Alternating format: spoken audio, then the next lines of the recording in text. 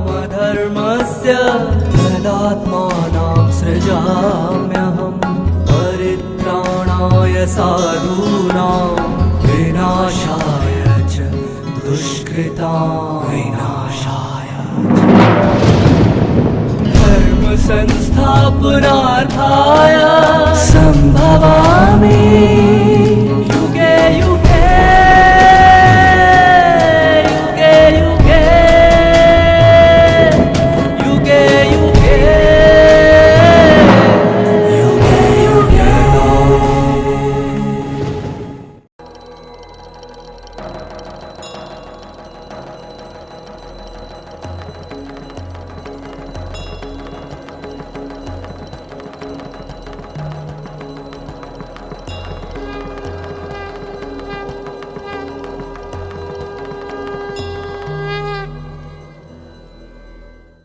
ओम शांति। श्रीमद् भगवत गीता का 12वां अध्याय भक्ति योग है कि जिसमें परमात्मा के शुद्ध प्रेम को प्राप्त करने का सबसे सुगम एवं सर्वोच्च साधन भक्ति योग है। इस परम पथ का अनुकरण करने वालों में दिव्य गुण उत्पन्न होते हैं। प्रथम श्लोक से लेकर 8वें श्लोक तक निराकार या साकार की भक्ति श्रेष्ठ। भक्ति का अर्थ एवं निराकार की भक्ति का अर्थ एवं निराकार की भक्ति में विघ्न क्या है। 9वें श्लोक से लेकर 12वें श्लोक तक यथार्थ भक्ति का मार्ग क्या है और 13वें श्लोक से लेकर 20वें श्लोक तक भगवान के प्रिय जनों का लक्षण स्पष्ट किया है। और इस तरह से इस अध्याय के अंदर अर्जुन भगवान से प्रश्न करता है, क्योंकि अब उसने निराकार स्वरूप को देखा, साकार स्वरूप को देखा, तो अब उसके मन में ये उलझन हुई कि किसकी भक्ति मैं करूं। इसीलिए वो भगवान से प्रश्न पूछता है कि भगवान, आपके अनन्य भक्ति में लगने वाले और अव्यक्त की उपासना में लगने वाले, इन दोनों में श्रेष्ठ कौन है। भगवान से वो प्रश्न करता है कि भगवान, आपकी अनन्य भक्ति में लगने वाले एवं अव्यक्त की उपासना में लगने वाले, इन दोनों में श्रेष्ठ कौन है। अर्थात वो पूछना चाहता है कि साकार स्वरूप की भक्ति श्रेष्ठ है या निराकार स्वरूप की भक्ति श्रेष्ठ है। कई भक्तों के मन में भी ये सवाल उत्पन्न होगा, स्वाभाविक है। कितना युक्ति युक्त भगवान जवाब देते हैं उनको और कहते हैं, मुझ में मन लगाकर सदा योग युक्त होकर परम श्रद्धा से जो मेरी उपासना करते हैं, वे मेरे मत में सबसे उत्तम है। अब हमें यह समझना है कि साकार स्वरूप में मन को लगाना है या उस अजन्मा अव्यक्त निराकार स्वरूप में मन को लगाना है, क्योंकि वही भगवान की मत में श्रेष्ठ माने गए हैं। तो इसीलिए भगवान ने युक्ति से कहा, मुझ में मन लगाओ। अब यहां जब भगवान मुझ में मन लगाओ कहते हैं, तो वो बोलने वाली शक्ति कौन, उसको पहचानना है। और इसीलिए इशारा तो यही है कि निराकार में मन को लगाएं, वही सर्वश्रेष्ठ योगी माना जाता है। खाली मन लगाने की बात नहीं है, लेकिन परम श्रद्धा से उसको याद करने की बात है। क्योंकि भक्ति का अर्थ क्या है? भक्ति का अर्थ है निस्वार्थ प्यार, बिना किसी अपेक्षा के प्रेम, उसी का नाम है भक्ति, जिसमें कोई स्वार्थ नहीं, कोई अपेक्षा नहीं, कोई इच्छा नहीं, कोई तृष्णा नहीं, परंतु शुद्ध प्यार जहाँ समाया हो उसको कहते हैं भक्ति। तो यही बात भगवान अर्जुन को कहना चाहते हैं कि तुम मुझ में मन लगाओ, बड़ी श्रद्धा के साथ मुझे याद करो, वही योगी मेरे मत में सर्वश्रेष्ठ है। और फिर जब निराकार की उपासना में मन को लगाते हैं तो उसमें विघ्न क्या आते हैं, क्योंकि विघ्न भी जरूर आएंगे। जब साकार में मन को एकाग्र करते हैं तो शायद वहां इतने विघ्न नहीं आते हैं, क्योंकि वो आकृति हमारे सामने है। तो आकृति पर एकाग्र करना सहज होता है, लेकिन एक दिव्य स्वरूप अनंत निराकार जिसका कोई आकृति नहीं है, उसमें मन लगाना थोड़ी देर के लिए एकाग्र होगा, फिर कहीं मन चला जाएगा, तो उसमें थोड़ा मुश्किल लगता है। साथ ही साथ उसमें विघ्न क्या लगते हैं, तो भगवान कहते कि जो लोग अपनी इंद्रियों को वश में करके सबके प्रति समभाव रखकर उस परम सत्य निराकार अव्यक्त पर ध्यान एकाग्र करते हैं, वे समस्त लोगों के कल्याण में संलग्न रहकर अनंतः मुझे प्राप्त कर लेते हैं। उनकी क्वालिफिकेशन क्या, कि जो इंद्रियों को सबसे पहले वश में करते हैं, सर्व के प्रति समभाव, और फिर अपने ध्यान को उस परम सत्य निराकार अव्यक्त पर एकाग्र करते हैं, तो समस्त लोगों के कल्याण में वह संलग्न रहकर अनंतः मुझे प्राप्त कर लेते हैं। परंतु जो लोग मन को परमात्मा के अव्यक्त निराकार स्वरूप पर ध्यान लगाते हैं, उनके लिए उनका देह अभिमान ही उनके पुरुषार्थ और प्रगति में विघ्न बनता है।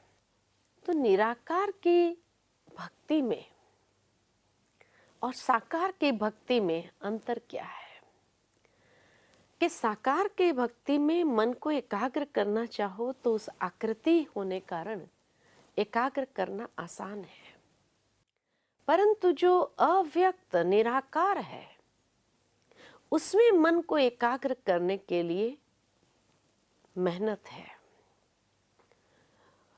क्या मेहनत है, क्योंकि सर्वप्रथम मन भटके नहीं, उसके लिए इंद्रियों को एकाग्र करना या इंद्रियों के ऊपर अधिकार प्राप्त करना बहुत आवश्यक है, क्योंकि मन को भटकाने वाली ये इंद्रियां हैं। इसीलिए इंद्रियों के ऊपर पूर्ण अधिकार प्राप्त करना आवश्यक है। दूसरा, सर्व के प्रति समदृष्टि, क्योंकि तभी हमारा मन विचलित नहीं होगा और सहज ही उस परमात्मा में एकाग्र हो सकता है। साथ ही साथ अनेक आत्माओं के प्रति कल्याण की कामना को प्रवाहित करना, तब जाकर के अंत में उसमें मन को लगा सकते हैं। तो एक है भक्ति का अर्थ, दूसरा है निराकार की भक्ति का अर्थ। तो भक्ति का अर्थ है कि जहां हम अपनी कर्मेंद्रिय को अपने अधिकार में रखते हैं, क्योंकि मन को वश में रखने के लिए कर्मेंद्रिय के ऊपर अधिकार प्राप्त करना आवश्यक है। इसलिए मनुष्य भक्ति जब करते हैं तो भक्ति करते समय अपने कर्मेंद्रियों को वश में रखने के लिए कोई न कोई रूप से बाह्य साधन को अपनाते हैं। जैसे कभी हाथ में माला को अपना लिया ताकि वो माला फेरते रहे, तो उसमें ये इंद्रियां व्यस्त होने से मन सहज वश में रहेगा। या कभी पूजा पाठ के विभिन्न सामग्री में मन को लगाने के लिए इंद्रियों को जोड़ते हैं, क्योंकि मन को भटकाने वाली ये इंद्रियां हैं। इसलिए इंद्रियों को व्यस्त रखना तो मन को वश में करना आसान हो जाता है। और फिर सर्व के प्रति समभाव, ताकि जितने भी देवी देवताएं उनके सामने होते हैं एक समभाव के साथ सबकी पूजा करते हैं और फिर अपने मन को एकाग्र करते हैं, तो उनके लिए सहज होता है और संसार में सर्व के प्रति कल्याण की कामना को प्रवाहित करते हैं।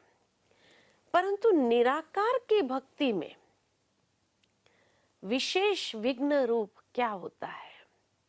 तो जब अव्यक्त स्वरूप पर ध्यान को एकाग्र करते हैं तो अपनी कर्मेंद्रिय को समेट लेना होता है और कर्मेंद्रिय को समेट करके उस दिव्य स्वरूप पर मन और बुद्धि दोनों को एकाग्र करना होता है।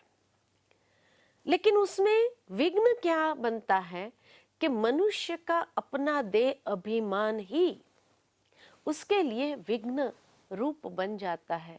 मन को बार बार अव्यक्त में लगाना चाहते हैं, मन कोई न कोई देहधारी में या खुद की देह में ही अटक कर रह जाता है।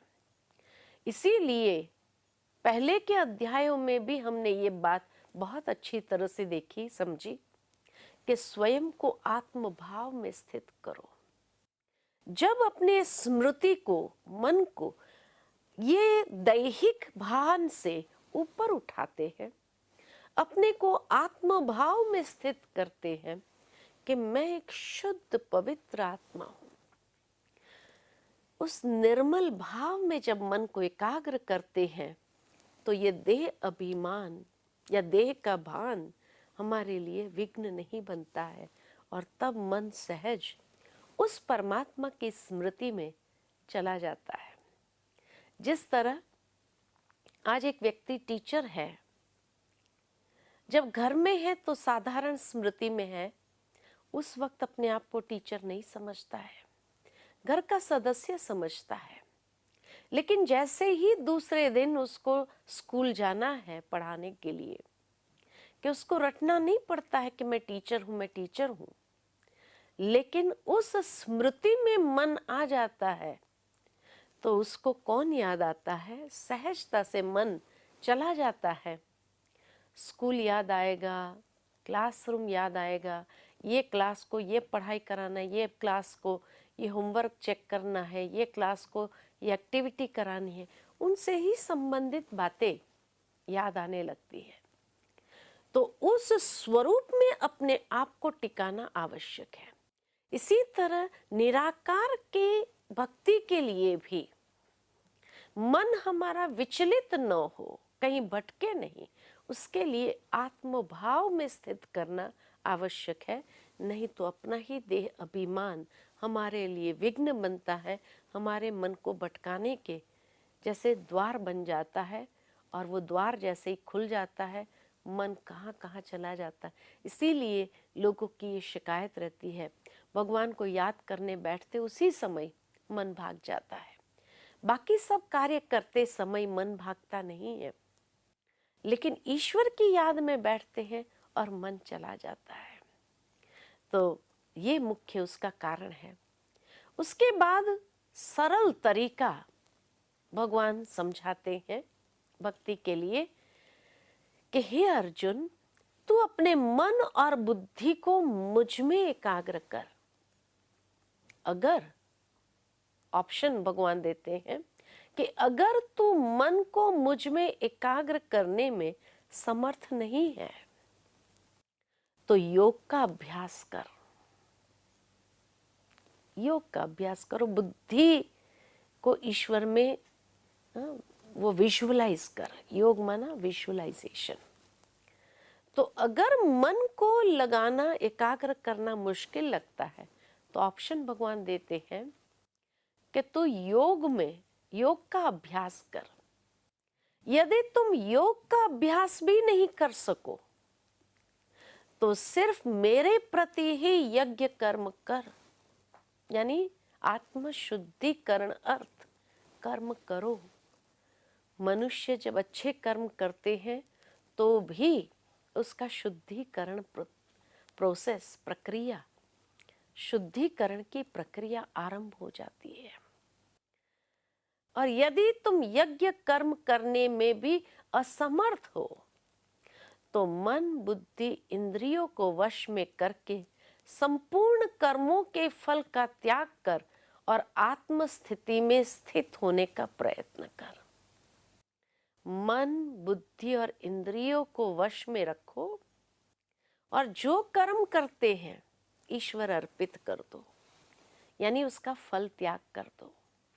मुझे फल चाहिए या फल की कामना को लेकर के वो कर्म न करना, लेकिन उस समय उस कर्म को भी अर्पित कर दे, यानी ये त्याग भावना, और फिर अपने आप को आत्म स्थिति में स्थित कर दे, तो भी सहजता से निराकार में मन लग सकता है। तो कितने ऑप्शन दिए भगवान ने कि या तो तू मन को लगाओ, मन को लगा नहीं सकता है तो योग कर, योग भी नहीं कर सकता है तो आत्मशुद्धिकरण अर्थ कर्म कर, और आत्मशुद्धिकरण अर्थ कर्म भी नहीं कर सकता है तो मन बुद्धि इंद्रियों को वश में रख करके जो कर्म करता है ईश्वर अर्पित कर दो, त्याग भावना ले आओ और मन को आत्म स्थिति में स्थित कर दो। 4 ऑप्शन भगवान ने दिए कि जिस तरीके से हम निराकार की उपासना में अपने मन को एकाग्र कर सकते हैं। उसी बात को सहज तरीके से भगवान कहते अभ्यास से ज्ञान श्रेष्ठ है। जितना अभ्यास करते जाए, practice makes a man perfect. तो या तो प्रैक्टिस करो, अगर प्रैक्टिस नहीं कर सकते हैं तो ज्ञान श्रेष्ठ है, अभ्यास से ज्ञान श्रेष्ठ है। जितना समय हम ज्ञान का श्रवण करते हैं और एकाग्र भाव से अगर उसका श्रवण किया जाए तो मन बाहर की दुनिया के अंदर विचलित नहीं होता है। ज्ञान से फिर ध्यान श्रेष्ठ है। ध्यान यानी मन बुद्धि को आत्म स्थिति में स्थित करके फिर परमात्मा में एकाग्र करना। तो अभ्यास से ज्ञान श्रेष्ठ है, ज्ञान से ध्यान श्रेष्ठ है, और ध्यान से भी सब कर्म फल का त्याग श्रेष्ठ है। कर्म करते जाओ, फल की इच्छा न रखो। गीता का ये मोस्ट पॉपुलर श्लोक, कर्म किए जा, फल की इच्छा न रख। क्यों? क्योंकि फल तो परछाई है, वो तो आएगा ही, लेकिन इच्छा रख कर करेगा तो उसकी जो पोटेंशियल है वो कम हो जाती है। इसीलिए फल की इच्छा न रखने से उसकी पोटेंशियल मैक्सिमम रहती है। तो कर्म फल के त्याग से तत्काल ही परम शांति प्राप्त हो जाती है। ये 4 तरीके बताए, अभ्यास, ज्ञान, ध्यान या कर्म फल का त्याग। जो भी उचित लगे, यह हमारे अभ्यास में, हमारी जीवन शैली में सहजता जिसमें हो वो हम कर सकते हैं। उसके बाद अंत में इस अध्याय के भगवान अपने प्रिय आत्मा के लक्षण बताते हैं। इतने सारे लक्षण बताए हैं, अगर कोई भी एक है अपने में तो हम भी परमात्मा के प्रिय के लिस्ट में तो आ ही जाते हैं। तो ये लक्षण सुनते हुए अपने आप को देखें। ये एक प्रकार का आईना भगवान ने दे दिया है कि अपने आप को देखो। अगर कोई भी एक क्वालिटी है तो अंदर में ये खुशी होती है कि हम भगवान के प्रिय व्यक्ति की लिस्ट में है। वो कहानी याद आती है कि एक बार भगवान डायरी देख रहे थे। नारद जी घूमते घूमते भगवान के पास पहुंच गए, और जब भगवान के पास पहुंच गए तो देखा भगवान डायरी देख रहे हैं। भगवान से पूछा, भगवान क्या देख रहे हो? तो भगवान ने कहा कि ये मेरी खास डायरी है। नारद जी ने पूछा, खास डायरी में खास बातें लिखी होगी? क्या लिखा है भगवान? तो भगवान ने मुस्कुराकर कहा कि इसमें कुछ लोगों के नाम लिखे हैं। किनके नाम लिखे हैं? तो कहा जो भक्त मुझे बहुत याद करते हैं उनके नाम लिखे हैं। नारद जी खुश हो गए, मेरा नाम सबसे पहला नंबर होगा भगवान, मेरे से जास्ती तो कोई याद करता ही नहीं आपको। भगवान ने भी मुस्कुरा कर कहा तेरा नाम सबसे पहला नंबर है। फिर भी नारद जी को तसल्ली नहीं हुई, कहा मैं डायरी देख सकता हूँ? कहा देख लो। देखा, सचमुच खुद का नाम पहला नंबर है। आगे देखने लगा भगवान ने किस किस का नाम लिखा है। ढूंढने लगा इसमें हनुमान जी का नाम कहाँ है, तो सारी डायरी में हनुमान जी का नाम ही नहीं था। अब नारद जी का तो काम था जलाना, भगवान को डायरी दी, ढूंढने निकले हनुमान जी को। एक वृक्ष के नीचे बैठकर हनुमान जी भगवान को याद कर रहे थे। नारद जी ने वहां पर पहुंचकर कहा ये ढोंग बंद कर दो। कहा क्यों? तो कहा मैं अभी भगवान की खास डायरी देख कर के आया हूं जिसमें भगवान ने उनके नाम लिखे हैं जो उनको बहुत प्रिय है, और आपका नाम तो था ही नहीं।